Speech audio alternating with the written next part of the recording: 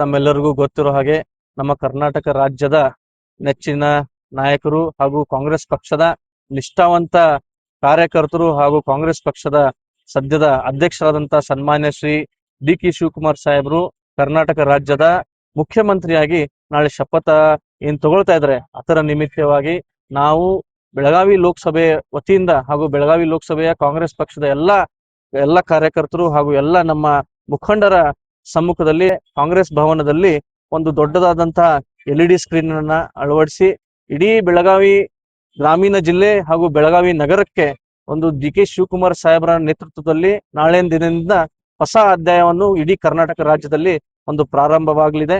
ಕಾಂಗ್ರೆಸ್ ಪಕ್ಷಕ್ಕೆ ಒಂದು ಹೊಸ ದಿನ ಹಾಗೂ ಡಿ.ಕೆ. ಶಿವಕುಮಾರ್ ಸಾಹೇಬರ ನೇತೃತ್ವದ ಸರ್ಕಾರ ಇಡೀ ರಾಜ್ಯದ ಮಹಿಳೆಯರಿಗೆ, ಯುವಕರಿಗೆ ಹಾಗೂ ಎಲ್ಲಾ ಬಡ ಜನರಿಗೆ ಒಂದು ಒಳ್ಳೆಯ ಕೆಲಸ ಮಾಡುವಂತ ಒಂದು ಸಂದೇಶ ನಾವೆಲ್ಲ ಕಾಂಗ್ರೆಸ್ ಪಕ್ಷದ ಕಾರ್ಯಕರ್ತರು ಈ ಕಾಂಗ್ರೆಸ್ ಭವನದಿಂದ ತಮ್ಮೆಲ್ಲರಿಗೂ ನೀಡ್ತಾ ಇದೀವಿ.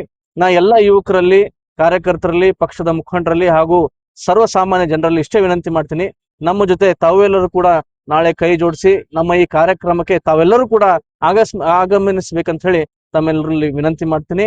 ಹಾಗೂ ನಮ್ಮ ಈ ಕಾರ್ಯಕ್ರಮವನ್ನ ಯಶಸ್ವಿಗೊಳಿಸಿ ಕರ್ನಾಟಕ ರಾಜ್ಯಕ್ಕೆ ಹೊಸ ಮುಖ್ಯಮಂತ್ರಿಗಳ ಶಪಥ ಕಾರ್ಯಕ್ರಮದಲ್ಲಿ ಎಲ್ಲರೂ ಕೂಡ ಭಾಗವಹಿಸಬೇಕು ಅಂತ ಹೇಳಿ ಕೈ ಮುಗಿದು ಕೇಳ್ಕೊತೀನಿ. ಸರ್, ಇವಾಗ ಕೆಪಿಸಿಸಿ ವತಿಯಿಂದ ಒಂದು ನೋಟಿಫಿಕೇಶನ್ ಜಾರಿಯಾಗಿದೆ, ಯಾರು ಹೆಚ್ಚಿನ ಪ್ರಮಾಣದಲ್ಲಿ ಬೆಂಗಳೂರು ಬರಬೇಡಿ, ಆದ್ರೂ ಕೂಡ ಕಾರ್ಯಕರ್ತರು ಉತ್ಸಾಹದಿಂದ ಬೆಂಗಳೂರು ಹೋಗ್ತಾ ಇದ್ದಾರೆ.